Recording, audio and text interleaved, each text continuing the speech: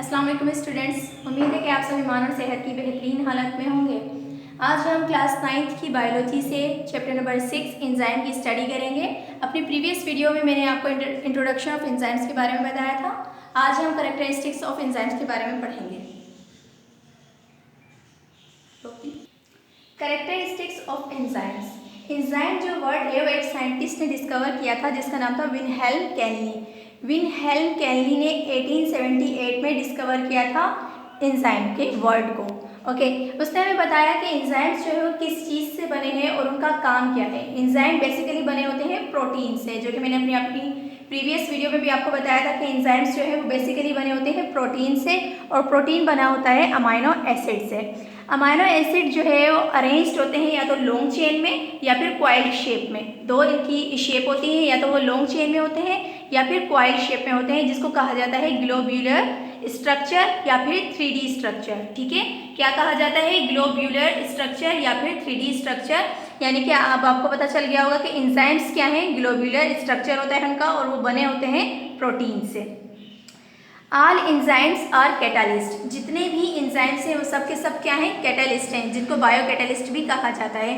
But all catalyst are not enzymes. लेकिन जितने भी कैटालिस्ट हैं वो सब के सब एंजाइम नहीं होते। जैसे कि अब मैंने आपको बताया कि एंजाइम्स जितने भी होते हैं वो सब के सब क्या हैं?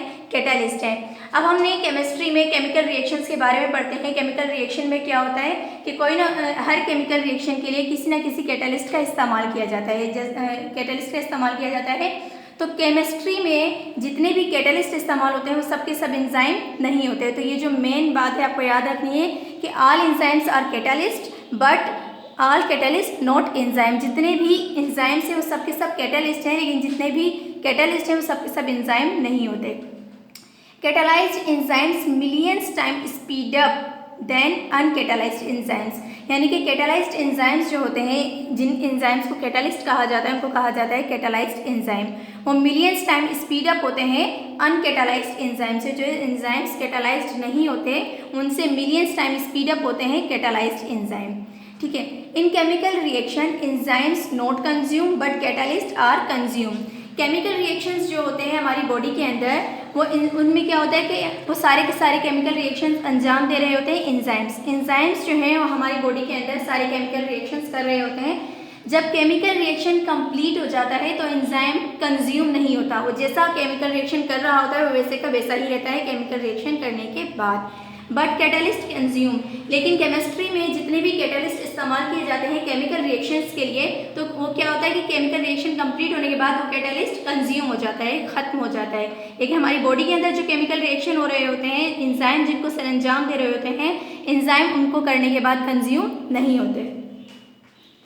All enzymes are made up of protein. जितने भी एंजाइम्स हैं वो सब के सब किससे बने हैं? प्रोटीन से बने हैं। उसके बाद हम आते हैं एंजाइम की स्पेसिफिसिटी पर, यानी कि खासियत पर। एंजाइम्स की खासियत क्या है? All enzymes are specific to its substrate. जितने भी एंजाइम्स हैं वो अपने सबस्ट्रेट के लिए स्पेसिफिक होते हैं, यानी कि किसी भी सबस्ट्रेट को ब्रेक डाउन करने के लिए कोई खास एंजाइम जो है रखा गया होता है। ऐसा नहीं होता कि कार्बोहाइड्रेट्स को ब्रेक डाउन करे पेप्सिन या लिपिड्स को ब्रेक डाउन करे अमाइलेज। इसको हम आगे जाके और क्लियर करेंगे। लेकिन यहाँ आपको क्या बात समझनी है? ये बात समझनी है कि किसी भी खास सबस्ट्रेट के लिए एक स्पेसिफिक एंजाइम होता है। कोई दूसरा एंजाइम किसी दूसरी सबस्ट्रेट पर जाकर ना ही अटैक करता है, ना एक्ट करता है, ना ही उसको ब्रेक डाउन करता है। जस्ट लाइक फॉर एग्जाम्पल आप देखें कार्बोहाइड्रेट्स से, तो कार्बोहाइड्रेट्स को ब्रेक डाउन करने के लिए जो एंजाइम इस्तेमाल की जाती है, या हमारे अंदर जो एंजाइम है उसको कहा जाता है अमाइलेज। अमाइलेज सिर्फ कार्बोहाइड्रेट्स को ब्रेक डाउन करेगी या कार्बोहाइड्रेट से बनी चीज़ों को ब्रेक डाउन करेगी। जस्ट लाइक स्टार्च है या पॉलीसेचुरेटेड कंपाउंड्स हैं, तो ये जो कंपाउंड्स हैं इन सबको कौन ब्रेक डाउन करता है? अमाइलेज। अमाइलेज ही इन सबको ब्रेक डाउन करती है। ठीक है, अमाइलेज कहाँ पर प्रेजेंट होती है? अमाइलेज प्रेजेंट होती है सलाइवा में। सलाइवा कहाँ पर होता है? हमारे माउथ के अंदर। हमारे माउथ के अंदर होता है सलाइवा, और सलाइवा के अंदर होती है अमाइलेज। और ये किसको ब्रेक डाउन करती है?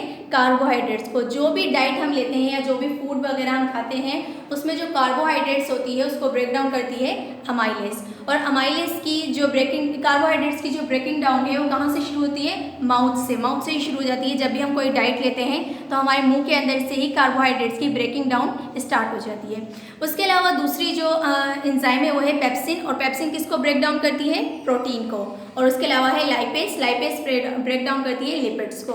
I hope you understand. Next, substrate. For example ये एक सबस्ट्रेट है और इस सबस्ट्रेट पर एक्ट कर रहा है एंजाइम आकर, यहाँ से एंजाइम एक्ट कर रहा है इस सबस्ट्रेट पर।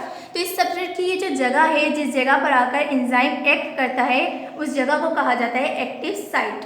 मैं फिर से क्लियर कर दूं कि ये एक सबस्ट्रेट है और सबस्ट्रेट की जिस जगह पर आकर एंजाइम एक्ट करता है, उस जगह को कहा जाता है एक्टिव साइट। एक्टिव साइट के दो प्रोसेस होते हैं, एक होता है रिकॉग्नाइज और दूसरा होता है बाइंड। रिकॉग्नाइज के अंदर क्या करता है? एक्टिव साइट में एंजाइम आकर रिकॉग्नाइज करता है। रिकॉग्नाइज का मतलब है पहचानना। एंजाइम आकर पहचानता है कि आइदर ये जगह उसके लिए स्पेसिफिक है या नहीं। जब वो इस चीज़ को पहचान लेता है, रिकॉग्नाइज कर लेता है कि ये जगह उसके लिए स्पेसिफिक है, उसके बाद वो अपने आप को बाइंड करता है प्रोडक्ट बनाने के लिए। किसके लिए बाउंड करता है? प्रोडक्ट बनाने के लिए। ठीक है। उसके बाद है यूजेज ऑफ एंजाइम्स। एंजाइम्स जो है वो कहाँ कहाँ पर और किस वजह से यूज़ होते हैं? Use as commercially. कमर्शियली मतलब मौशी तौर पर किस तरीके से इस्तेमाल किया जाता है एंजाइम्स को। पेपर इंडस्ट्री, बहुत सी इंडस्ट्रीज होती हैं जिनमें एंजाइम का इस्तेमाल किया जाता है, जिनमें से एक है पेपर इंडस्ट्री। पेपर इंडस्ट्री में क्यों इस्तेमाल किया जाता है एंजाइम्स को?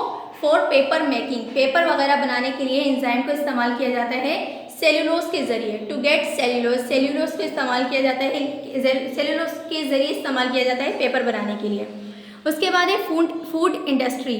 फूड इंडस्ट्री में क्यों इस्तेमाल किया जाता है एंजाइम्स को? For baking product, bakery products. Bakery के जो प्रोडक्ट्स होते हैं जैसे पिज़्ज़ा है, ब्रेड है, बर्गर्स वगैरह हैं, उनके लिए भी एंजाइम्स को इस्तेमाल किया जाता है। कहाँ पर? फूड इंडस्ट्री में। उसके बाद है ब्रीविंग इंडस्ट्री। ब्रीविंग इंडस्ट्री में एंजाइम को इस्तेमाल किया जाता है conversion of sugar into alcohol, यानी कि शुगर को कन्वर्ट